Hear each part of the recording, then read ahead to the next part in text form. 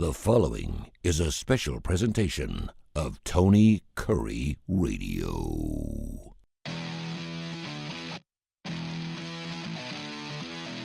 Hello everyone, welcome in to Students of the Game. My name is Alex Baumann, and I'm joined by my co-host today, Nathan Glidewell and Gray Oldenburg.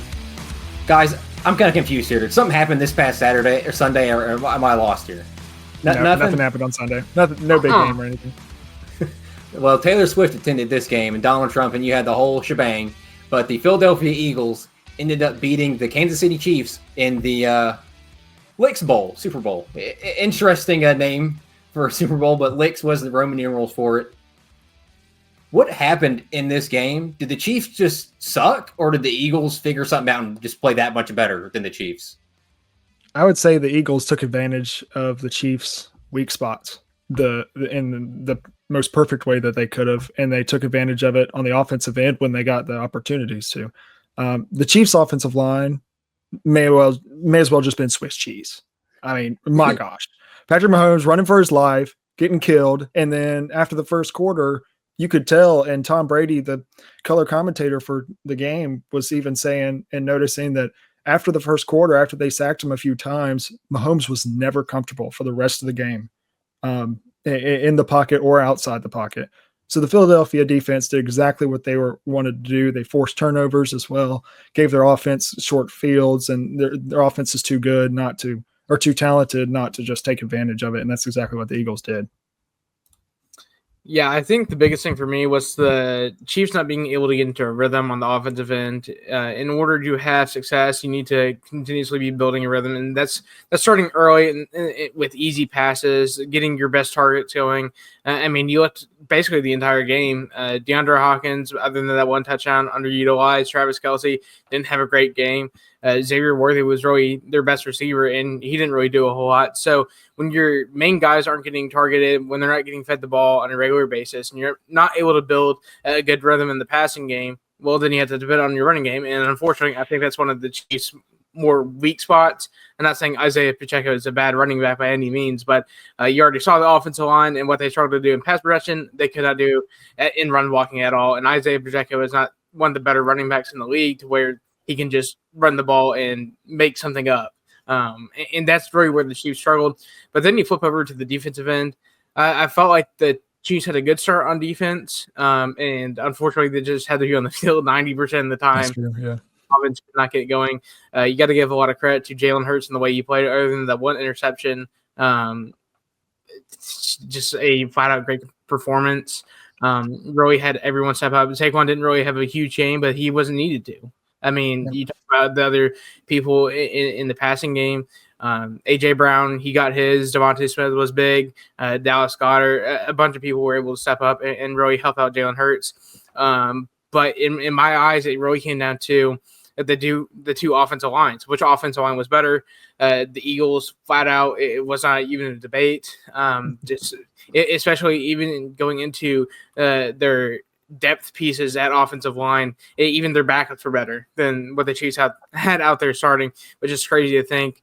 But I think this was a long time coming for Jalen Hurts. Even going back to the last Super Bowl matchup between the Chiefs and the Eagles, I felt like he played a good enough game to win.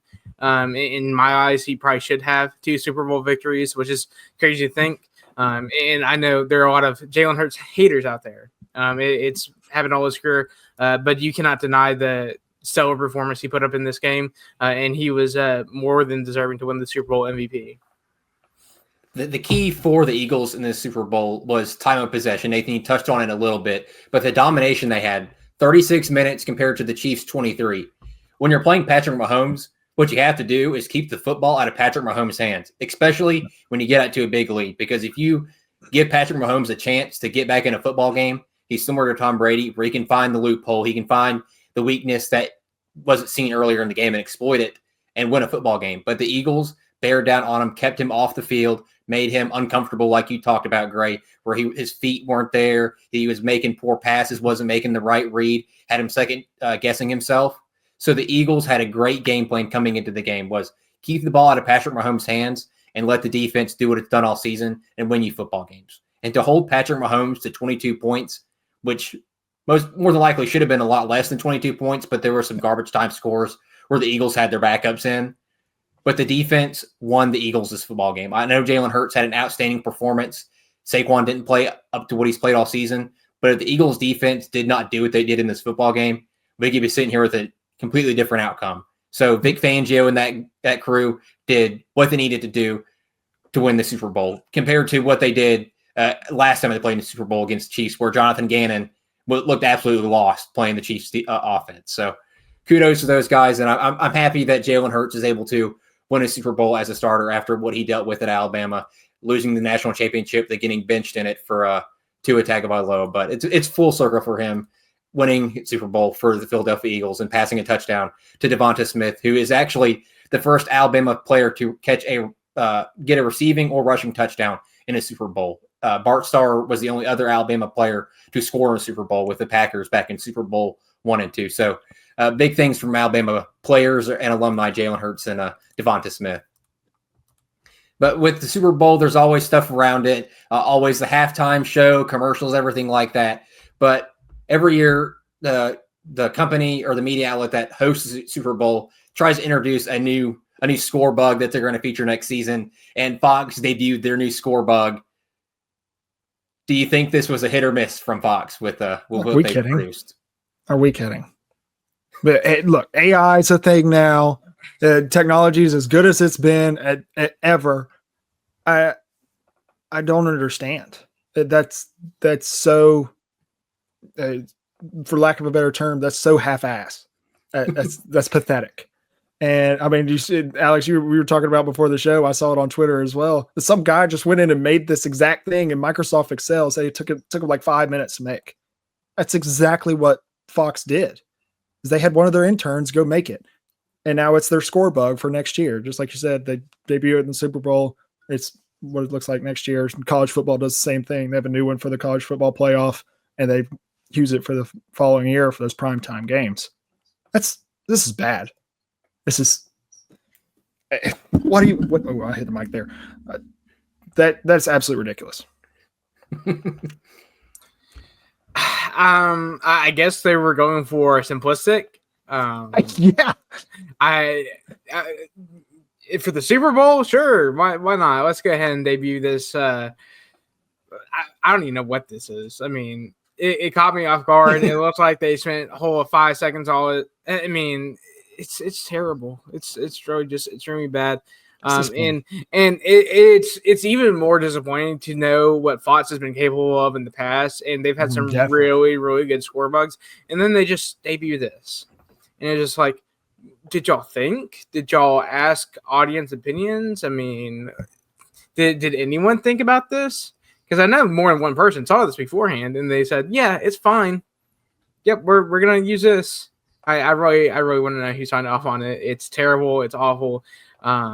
It's way too simplistic. You need to, at least for the common viewer. I mean, they can understand it. I guess that's a good thing. But people want to be able to actually have something to look at that's not going to make them want to throw up.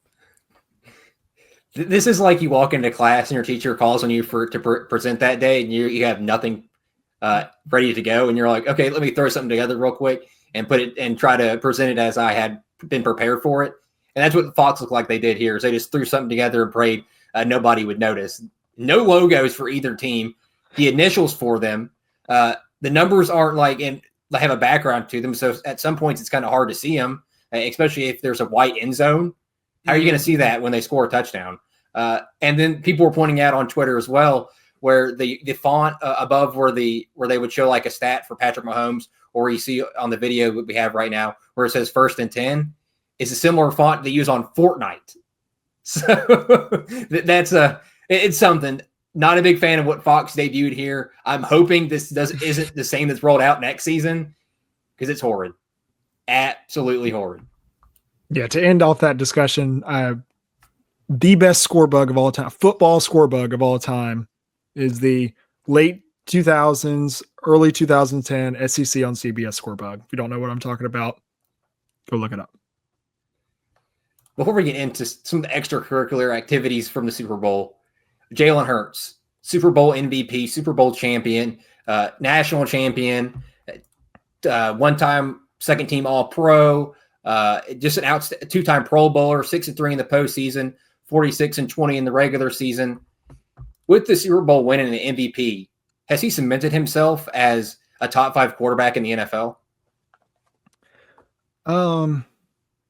I think so, yes. And I say that from a football perspective. I'm not saying that as from a like a stat building perspective, because there are plenty of other quarterbacks that can throw for a lot of yards and run for a lot of yards and score a bunch of touchdowns, but they're not going to have the same impact as Jalen Hurts has on the Philadelphia Eagles. Dude's a winner. He's been a winner everywhere he went. Alabama, Oklahoma, and now with Philadelphia. He's a winner. And that's just what he does. He's a great leader. He's a great locker room guy. He doesn't cause too much like animosity off the field. He's exactly who you want as your captain and as your quarterback. And not only is he great in all those things, he's fantastic on the football field. He's a true dual threat that is one of the best quarterbacks I've ever seen of sensing pressure in the pocket and being able to run and get what he can out of it. He's extremely agile when running the football, and he's extremely accurate downfield with a strong arm. That's exactly what you want. You couldn't ask for a better quarterback. I think it does cement himself as a top 5 guy. I don't really know. I'll put it like this. There are not 5 other guys I would rather have if I wanted a quarterback right now. There's not 5 other guys, and it's not even close. Yeah, I have to agree. He's top 5.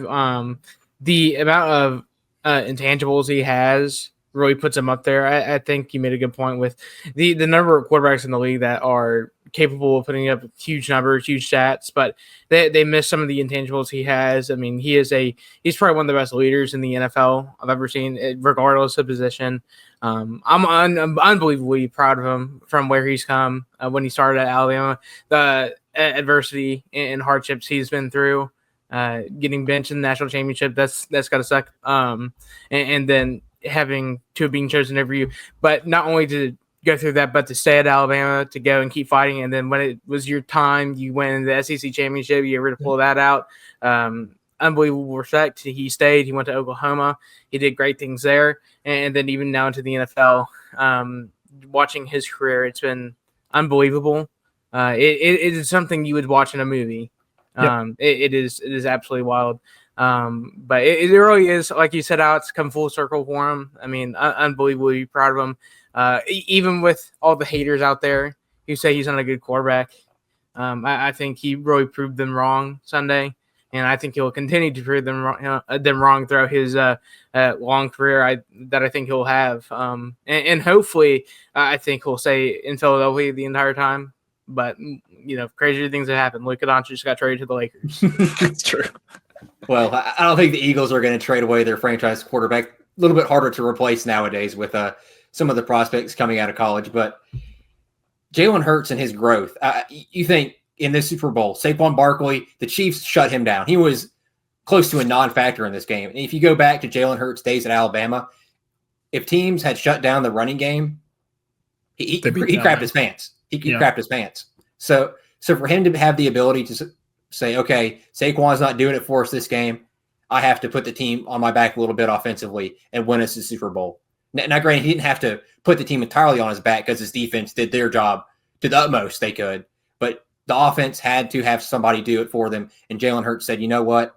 I can do it. I'm going to lead this team offensively to Super Bowl. And he's done that now. And he probably should have done it a couple years ago when the refs gave the Chiefs that Super Bowl. But Jalen Hurts, the best leader in the NFL right now, best leader as a quarterback. There's no argument there. I don't think you can say Mahomes is, Josh Allen, Lamar Jackson. Jalen Hurts has proven himself to be the best leader as a quarterback in the NFL. The guys rallied around him, and he top 5. You could argue top 3, but he doesn't have an MVP, so there could be some argument there. But Jalen Hurts, you cemented yourself as a top 5 quarterback in the NFL. So moving on from the meat and potatoes of the football game, the halftime show. Kendrick Lamar goes out there, basically has a hate show for Drake, has Serena Williams dance on the stage, who is Drake's ex. You get SZA out there. She absolutely steals the show. But was the halftime show a W or an L?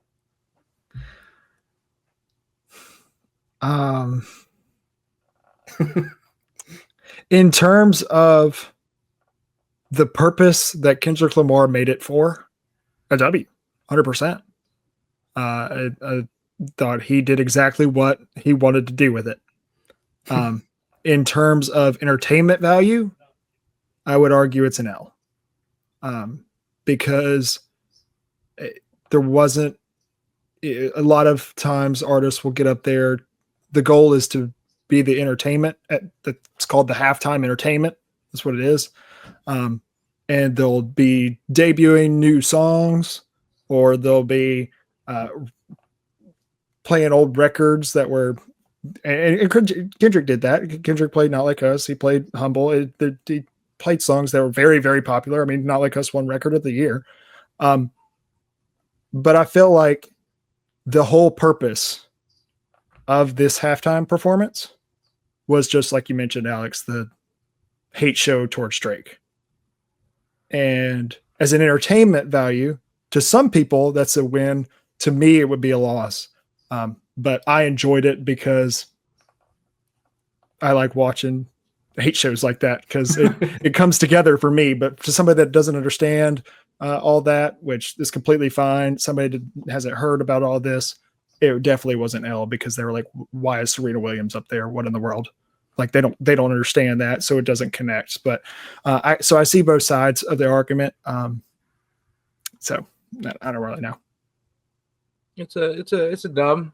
It's a light dub. It's not one of the best shows I've ever seen. But I'm partial. I'm biased because I like Kendrick's music. I'm someone who generally listens to him on a day-to-day basis. I know majority of the country probably falls in line with that, but there is the other majority that probably hasn't heard Kendrick before, who doesn't listen to his music, which I felt kind of keeps him out of the loop. So maybe choosing a more inclusive artist next time, someone that is more widely known. But for the most part, I liked it. I think some parts can be confusing at times for people to understand the choreography, a little bit of the meaning behind everything. But for what Kendrick wanted to do, he definitely accomplished his goal. And as far as Kendrick Drake beef goes, I mean, Kendrick basically squashed it completely. He won.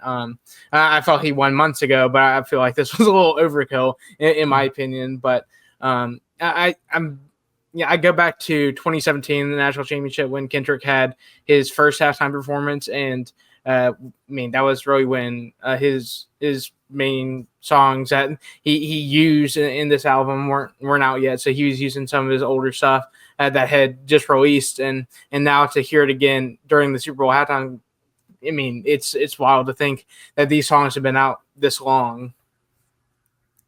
For the casual viewer, nobody liked it as a casual viewer because nobody knew what was going on. Nobody knew what he was doing with Drake. Nobody understood that. But if you were into it, you understood what the meaning behind Kendrick was, what he was doing during the show. You liked it because he won. He ended the beef. He won it. He demolished Drake.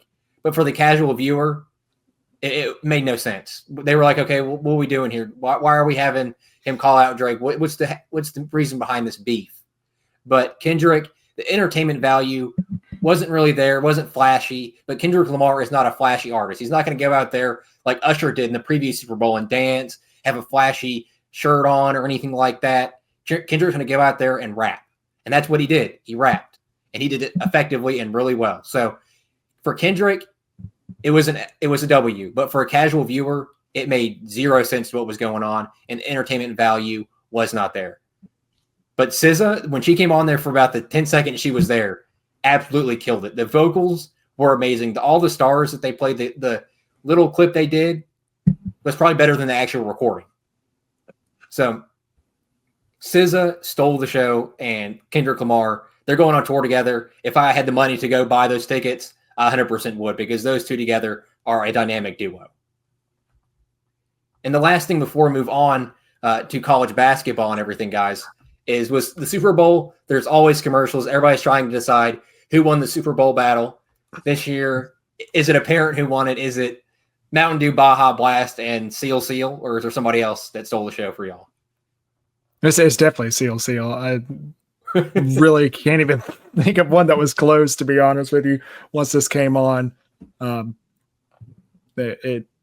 It won immediately. There wasn't any question. I didn't need to see any other commercials, to be honest with you. That's exactly what you expect in a Super Bowl commercial. When I think of a Super Bowl commercial, I immediately think of avocados from Mexico, because that's what we grew up on. That was the oh my gosh, that is hilarious, but incredibly stupid, but that's what it's supposed to be. Super Bowl commercial, this is perfect. Seal is perfect. Yeah, I would agree. Seal won, but I was happy to see Puppy Monkey Baby back with the Instacart commercial. I think that one definitely was pretty well with how it incorporated a bunch of different mascots. But Mountain Dew, I think, has been far between the best brand to make commercials over the past decade, in my opinion. Really just attention grabbing, and with a lot of their unorthodox stuff that they include.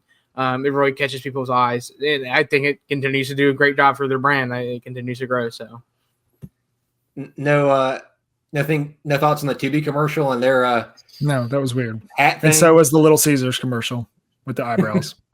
That was weird. I like the Pringles commercial. The Pringles commercial was much better than that. With the mustache. Yeah, that was good. Yeah, the Seal though stole the show. It's funny though. Taika Waititi actually directed it with Seal, so. You know, when you have Taika Waititi behind something, it's going to be funny. Even though Thor Ragnarok wasn't, or not the Ragnarok, the most recent one he did. Love and Thunder. Love and Thunder wasn't great, but Taika Waititi, you know you're going to get something funny when you have him, and getting to work with Seal as a Seal. I'm surprised nobody's done that before. Like, has there never been a Seal commercial? Yeah, that's creative. Awesome. All right, let's head in a different direction here and talk about college basketball. And this week's AP poll came out. Auburn suffered a loss last week, but still ranked number 1, followed by Alabama. And then tied for 3rd is Florida and Duke. Do you guys think the AP poll got it right, keeping Auburn at 1 and Alabama moving them up to 2? Yes. I don't think they got it right. I think Tennessee should be ahead of Duke. And I think Florida should be safely at 3. But the AP will always love the blue bloods, and they will always keep, if a blue blood is anywhere close, they will overrank them. And I think Duke suffering a loss should punish them a lot more than moving them down, I guess, 1 spot. But I do think they got number 1 and number 2 correct. I do wish that they would have punished Auburn a little bit more, but the AP poll is a body of work poll. It's not based on last week. And Auburn's lead for number 1 last week was more than a loss to number 6, Florida, who's now number 3. And it's just that simple. They still have by far the best resume in the country. I fully expect that if Alabama beats Auburn on Saturday, that'll just switch. And Auburn will go to 2, as it very well should be. Because Auburn is 12-2 in quad 1 right now, which is 4 more wins than the next closest, which is Tennessee, who's 8-4. They have 8 ranked wins, which is absurd. And their 2 losses are to the 2 teams ranked tied for 3rd. And that's the highest quality losses, especially being only 2 losses. The only team ranked with 2 losses. The only other team with 2 losses in the country is the Drake Bulldogs. But I do think they got it right. I do wish they would have punished Auburn for the lack of performance against Florida a little bit more, but they got it right. They got it right. In my eyes, even with the last Saturday, Auburn was the best team in the country. They didn't do the things they needed to win. But I feel like it wasn't really where Auburn fell short. I felt like it was just where Florida excelled more. If you sat down and watched the game, Florida just had an answer for everything Auburn did and more. The shooting performance was absolutely wild. And it's not like Auburn wasn't playing defense either. I mean, they were up in their face, up in their grill. They had really good defensive possessions, but I felt like the rebounding was a little bit poor. It gave a lot of offensive rebounds for it, getting second chance points where they were able to convert on like every single 3 they took that was second chance. I was super surprised by that. And just the runs they were able to go on really just gave Florida the edge. Florida's a really good team. That's why they're ranked third. They should be solely ranked third. I don't know why we continue to upholster Duke here. I mean, yes, they're a good team, but they also played in the ACC. They have not played really good competition. Cooper Flagg is carrying their team as much as he can. And besides that, I don't really think Duke. Honestly, in my opinion, I don't think Duke's a top 5 team. I don't either. But the level of competition they played has really just helped them keep that ranking. In my eyes, it was Auburn, Alabama, Florida, Tennessee, and then Houston. I think Houston's still very, very good, especially probably the best defensive team out there. You make a good argument for Purdue, who's been playing some very, very good basketball lately, and then Texas A&M coming off a big win against Missouri.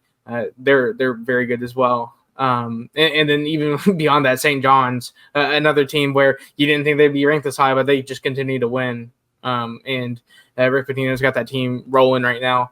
But I guess going back down to number 1 and number 2, I mean, there's a gap in my eyes between number 1, number 2, and then number 3. I mean, they've really – Auburn and Alabama has cemented themselves as the best teams in college basketball. And until I see another team – I mean, Florida's very close, but until I see another team step up to that level, it will be those 2 teams. They have the best talent.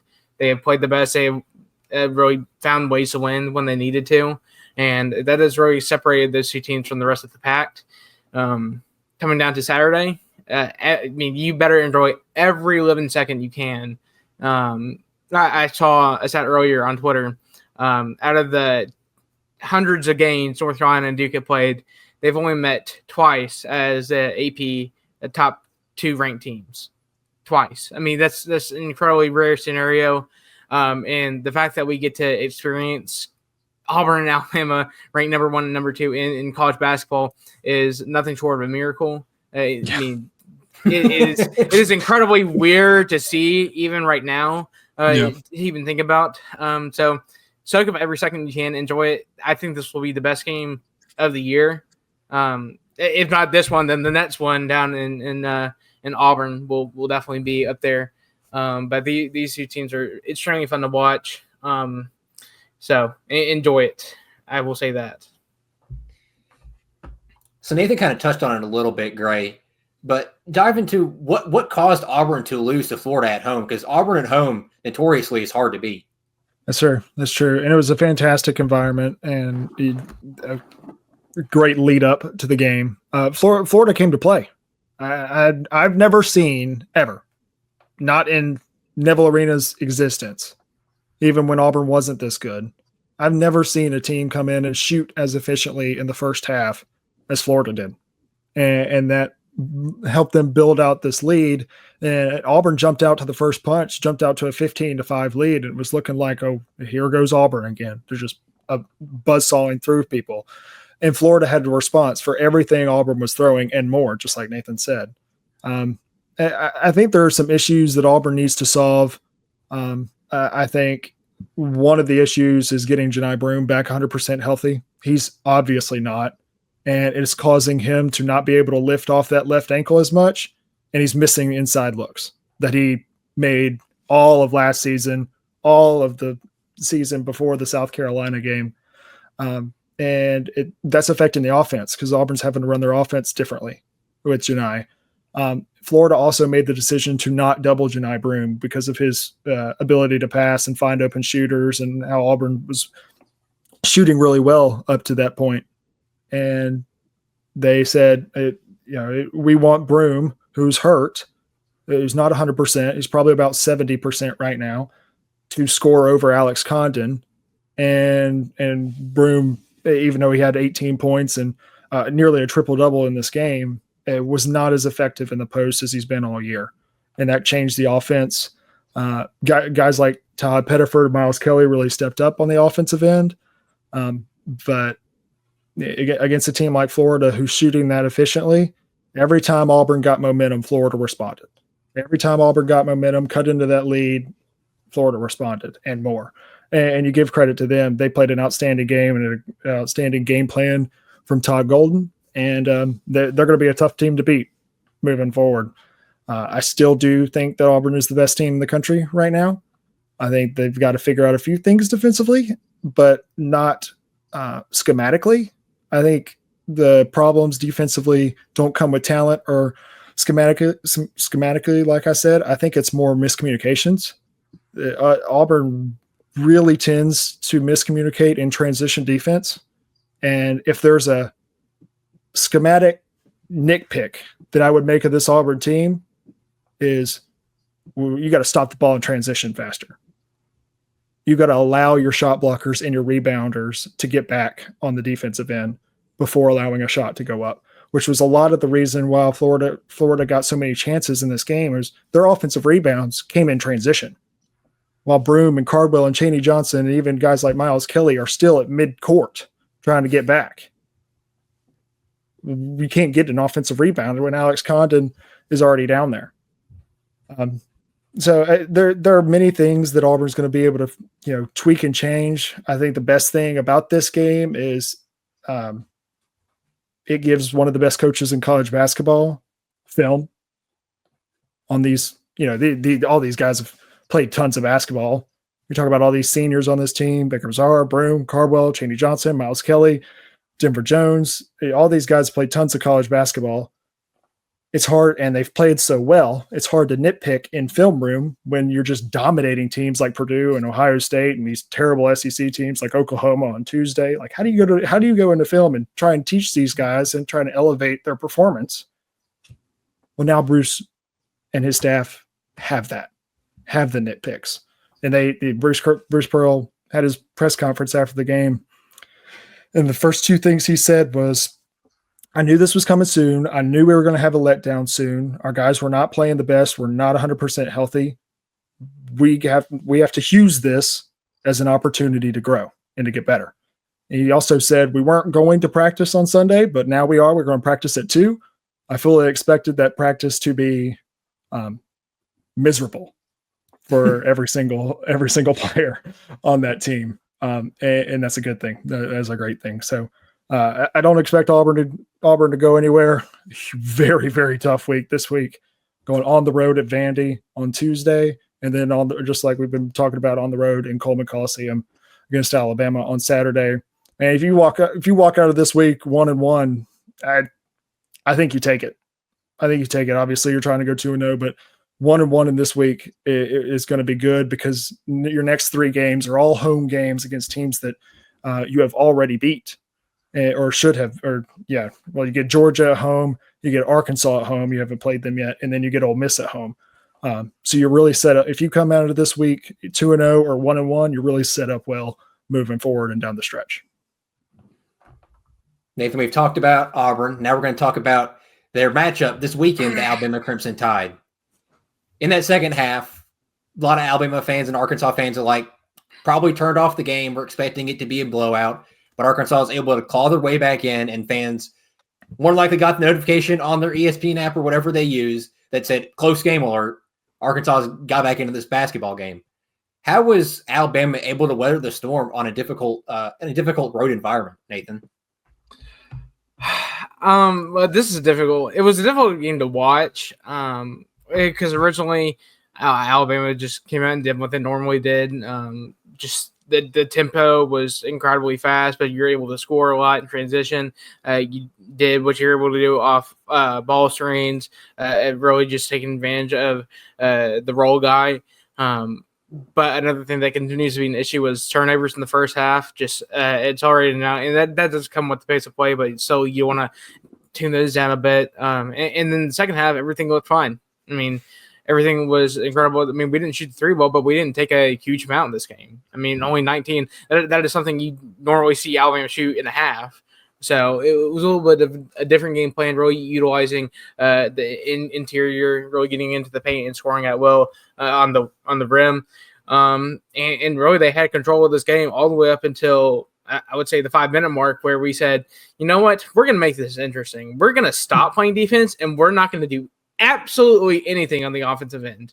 Turnovers, yep, let's crank it up again. Even though we haven't turned the ball over at all in the second half, you know what? Let's start turning it over again. Let's be sloppy with the ball. Let's foul. Let's give up every single mid-range shot. And I will say, I'm comfortable giving up the mid-range. That is a very inefficient shot. We've been through analytics every single time here. That is a hard shot for people to make, and even if you make it, it's 2 points rather than giving up a 3.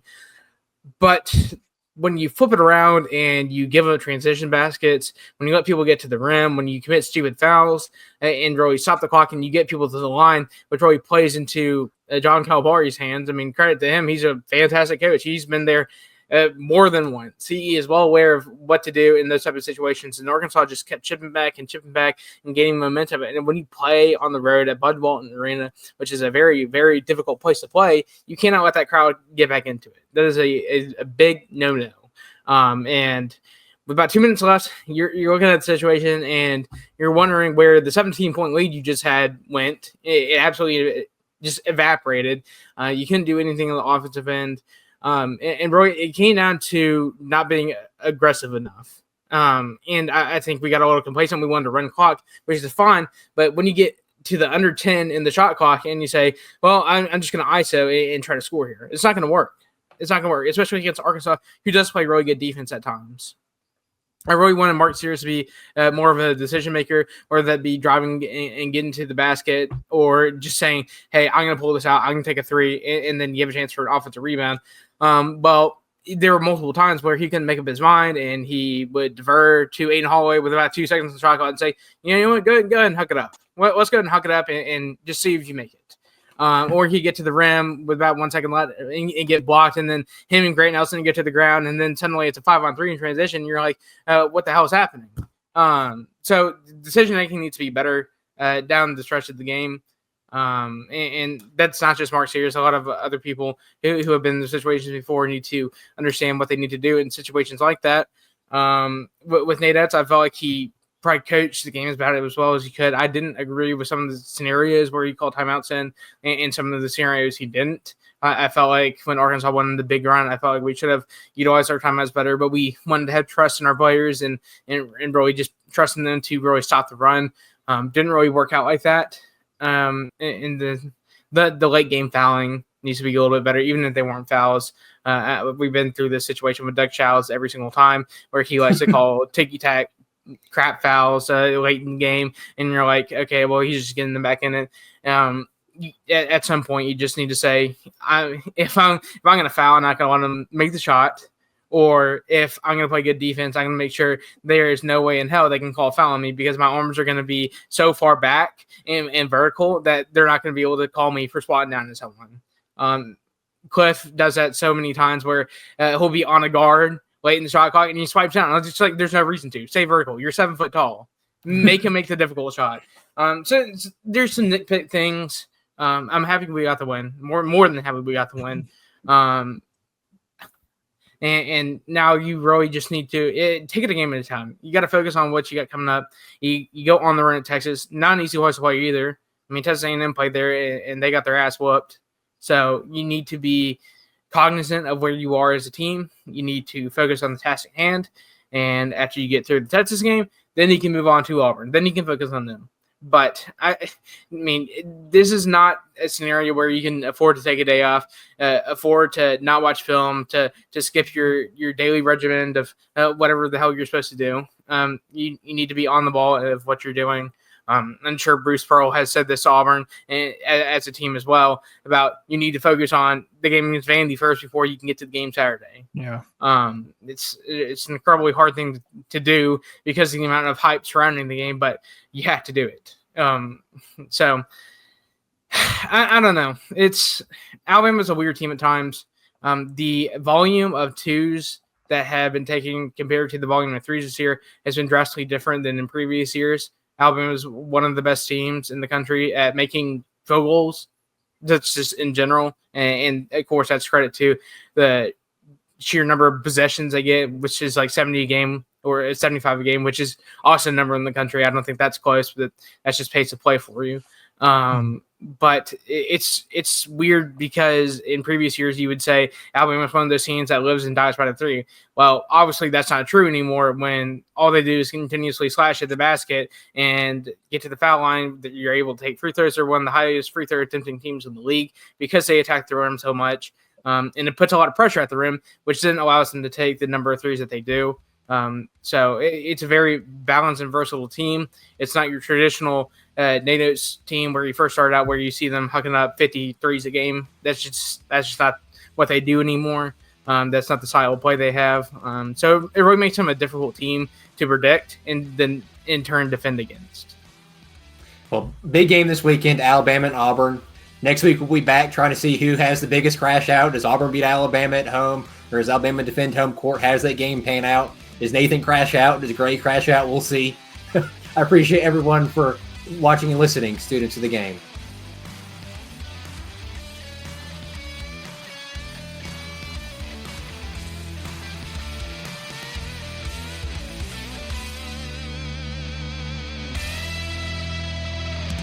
This has been a special presentation of Tony Curry Radio.